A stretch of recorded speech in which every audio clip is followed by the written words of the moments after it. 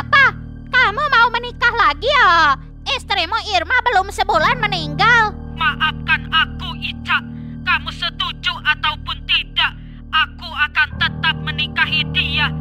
Sudah dulu ya, aku mau memberitahu Nendi. Dia juga harus tahu, karena dia juga istriku. Aku susah payah singkirkan Irma, rela mengotari tanganku untuk membunuhnya, tapi Sugi malah mencari wanita lain. Nah,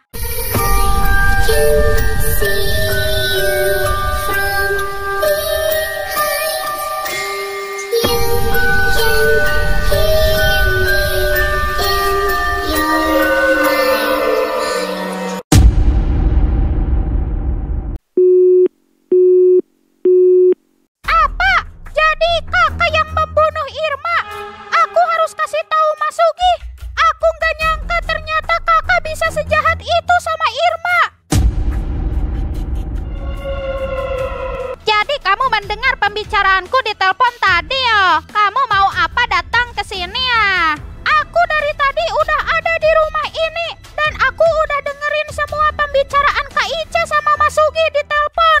Jadi kakak nggak usah mengelak lagi. Silakan saja kalaupun kamu mau bilang sama Mas Sugi, dia tidak akan percaya karena aku memanipulasi pembunuhannya supaya dia mengira Irma mati karena setannya. Aku beli bulu monyet palsu untuk ditaruh di mayatnya Irma dan aku sewa pembunuh bayaran buat masuk ke rumah itu diam-diam. Kakak lebih jahat dari iblis. Kenapa kakak melakukan semua ini, ha? Kamu harus tahu, Nendi, kalau aku sebenarnya tidak mau dimadu. Perempuan mana yang rela diduakan? Apalagi dengan perempuan-perempuan murahan seperti kalian. Tapi kakak nggak harus membunuh Irma juga, Kak. Aku bisa laporin kakak ke polisi atas semua ini. Silakan saja. Kamu orang tidak punya buktinya. Dengarkan aku baik-baik, Nendi. Sebaiknya lu orang diam saja. Kalau lu orang bertingkah, selanjutnya lu orang bakalan aku singkirkan.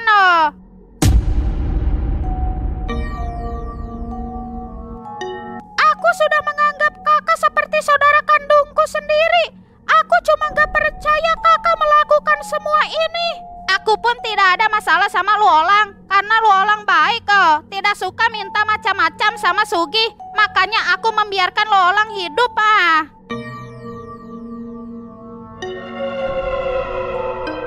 Beda lagi dengan si Irma itu, dia manja sekali. Aku tidak suka. Dia pun diberikan rumah yang lebih besar dari rumah ini. Aku sangat tidak rela.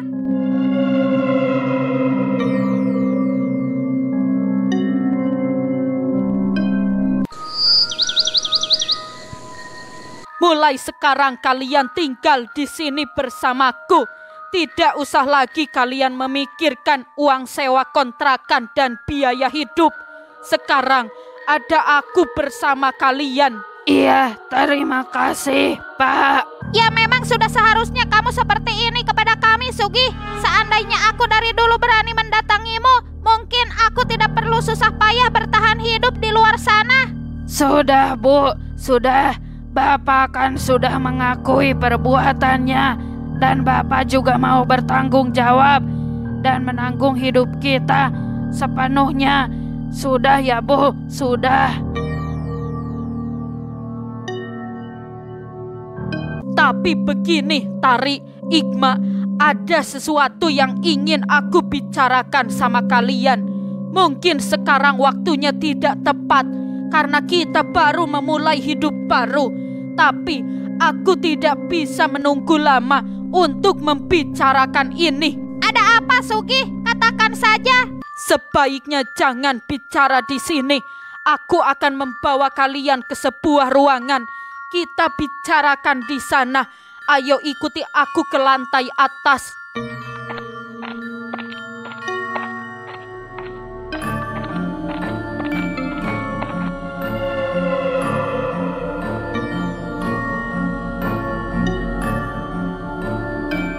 Tari, Igma, kalian harus tahu kalau aku sebenarnya melakukan pesugihan. Semua kekayaan yang aku miliki saat ini hasil dari pesugihanku.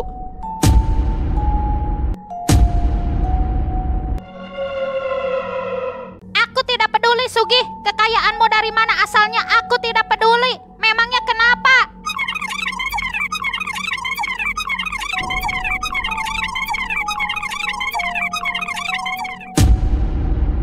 Apa?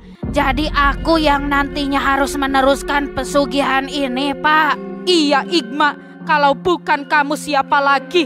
Cuma kamu anak bapak satu-satunya. Aku tidak mau, Pak. Aku tidak percaya dengan hal-hal seperti ini. Kalau kita pengen kaya raya, bekerjalah, Pak. Zaman sudah modern. Memangnya masih ada hal-hal semacam ini? Igma, tolonglah. Kalau Bapak tidak melakukan ini, Bapak tidak bisa menghidupi kalian. Dan pesugihan ini sudah berlangsung turun-temurun dari kakek nenek kamu. Aku tidak mau, Pak. Aneh sekali Bapak ini. Igma, ini kesempatan untuk memperbaiki hidup kita. Apa susahnya kamu menuruti keinginan bapak kamu? Ini juga untuk masa depan kita, Igma, termasuk kamu. Enggak, Bu. Aku enggak mau. Oke, kalau begitu berarti kamu pengen kehidupan kita susah seperti kemarin lagi. Mendingan sekarang kita pergi dari sini kalau itu keinginan kamu.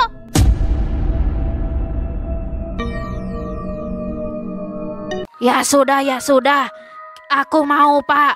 Kapan kita lakukan ritualnya? Nanti malam kita lakukan ritualnya di sini. Bapak akan mendatangkan dukun-dukunnya juga.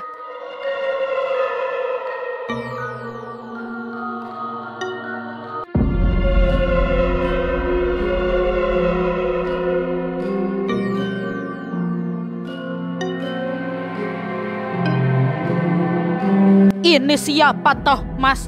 Sepertinya saya belum pernah melihat. Akhirnya kita menemukan dukun yang ahli dalam pesugihan siluman kera, Sugih. Perkenalkan, beliau Mbah Tenyom. Bagaimana bisa kalian bertemu dengan Mbah Tenyom? Katanya kalian tidak mempunyai kenalan dukun yang ahli dalam siluman kera. Sewaktu liburan di Bali, aku menceritakan masalahmu kepada teman-temanku yang sesama dukun, Sugih. Salah satu di antara mereka ada yang berjanji akan membawa Mbah Tenyom ini kepadaku. Dan tadi sore dia mendadak menelpon untuk mengantar Mbah Tenyom ini ke rumahku. Sekarang sudah ada dukunnya. Kamu mempunyai dua pilihan, Sugih. Apa kamu ingin meneruskan pesugihan ini atau berhenti melakukannya?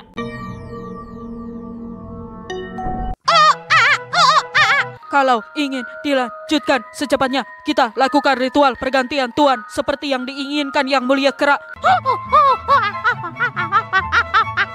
Kalau aku tidak mau melanjutkannya, bagaimana, Mbah? Kita putuskan saja perjanjian darah di antara kalian. Tidak perlu ada ritual. Sangat gampang memutus hubungan dengan siluman kera.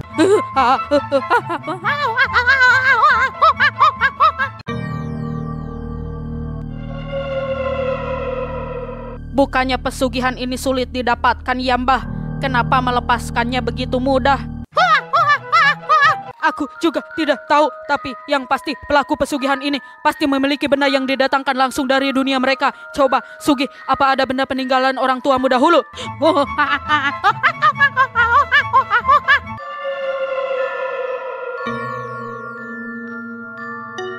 Ada, Mbah, tapi aku tidak tahu kalau benda itu ada hubungannya dengan pesugihanku.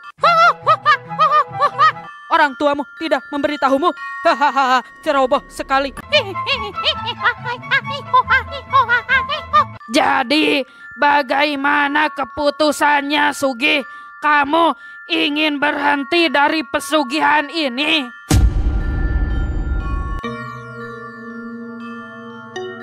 Pak, sebaiknya Bapak sudahi saja semua ini.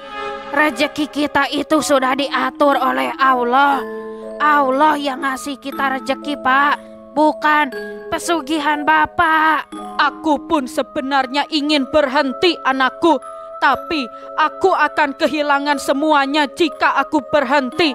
Bukan hanya hartaku, istri-istriku juga pasti meninggalkanku karena aku sudah tidak mempunyai apa-apa. Kan ada aku, Pak. Masih ada aku dan Ibu. Kami sudah terbiasa hidup kesulitan. Kita sudahi saja semua ini, Pak. Bapak akan hidup normal seperti orang lain bersama kita.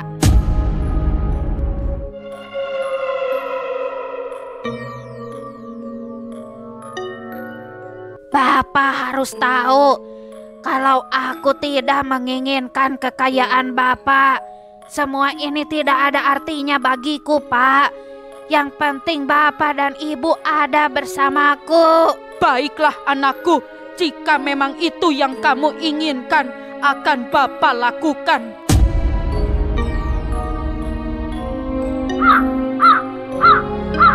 Kamu sudah siap dengan segala resikonya, Sugih?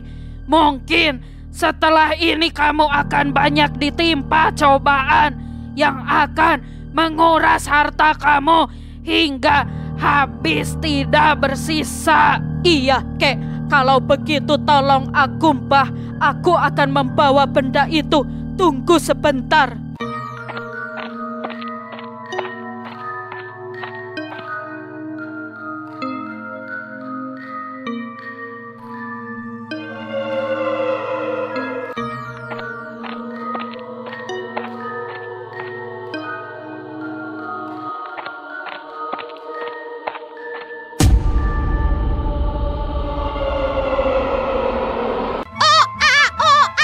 Kita harus membakar benda ini karena dahulu benda ini dipakai untuk media perjanjian darah. Di sini ada darah kamu dan bapak kamu, Sugih. Lalu kita harus melakukan apa lagi? Sudah, kita bakar saja. Setelah itu beres. Segampang itu. Tapi nanti kita harus melihatnya. Kalau setelah dibakar kerisnya menjadi warna merah, berarti Yang Mulia Kera menerima pembatalan pesugihan ini.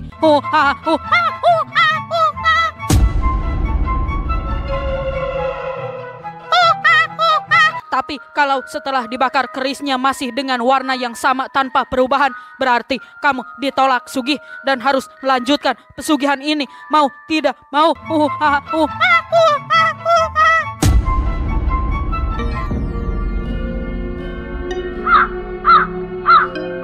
Lakukan saja sekarang, Mbah. Mudah-mudahan sesuai dengan keinginan Sugih. Setelah selesai pembakaran, nanti kamu harus berpamitan kepada Yang Mulia Kera. Bilang terima kasih kepadanya karena sudah membantumu dengan kedua orang tuamu ya.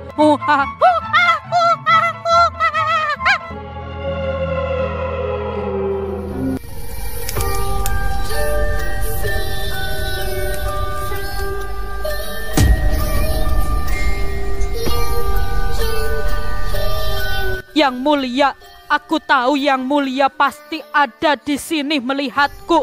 Aku ucapkan terima kasih yang sebesar-besarnya kepada Yang Mulia karena sudah menolongku selama ini, menolong orang tuaku juga di tempo lalu. Apapun sudah Yang Mulia berikan kepada kami.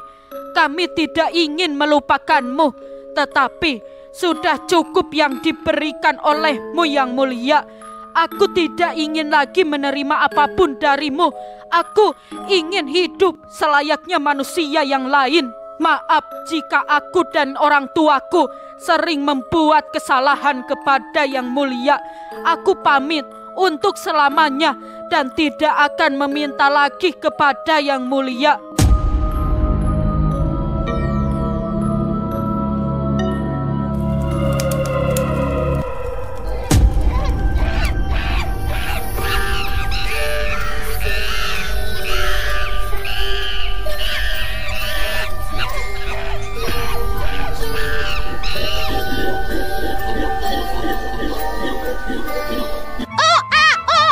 Mulai malam ini hancurkan ruangan tempat ritualmu, Sugih. Bakar semua benda-benda yang suka dipakai untuk ritual. Jangan ada satupun yang tersisa di rumah ini. Kamu sekarang sudah tidak memiliki hubungan apapun lagi dengan mereka.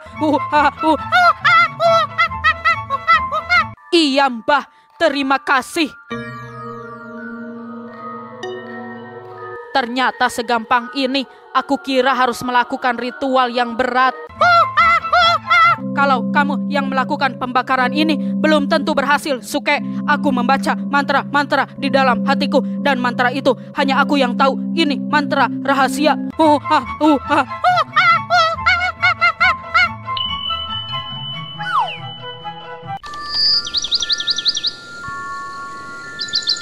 Apa? Nendi meninggal, rumahku kebakaran, semuanya habis, tidak bersisa satupun barang. Astaga, padahal semua uang aku simpan di rumah Nendi. Begitu juga dokumen-dokumen penting yang aku miliki. Ya sudah, aku ke sana sekarang. Tolong dibantu pengurusan jenazah istri saya toh, Pak. Supaya nanti ketika saya datang, tinggal lakukan pemakaman.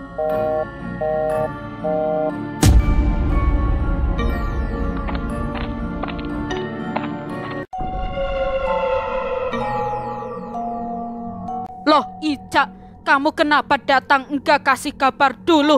Kan bisa aku jemput ke sana kalau kamu mau datang ke sini. Aku mau cerai sama Luolang. Luolang sekarang sudah miskin loh. Rumah tempat tinggal aku disita oleh bank. Aku mau pulang ke rumah orang tuaku. Ica, kamu kok jadi seperti ini? Kita bicarakan dulu baik-baik. Tidak ada lagi yang bisa dibicarakan loh. Pokoknya aku minta cerai. Luolang urus sendiri perceraiannya. Aku mau pulang, sudah dijemput oleh saudaraku. Semudah itu dia pergi meninggalkan aku. Di saat aku mulai tidak mempunyai apa-apa, ternyata dia hanya menginginkan hartaku.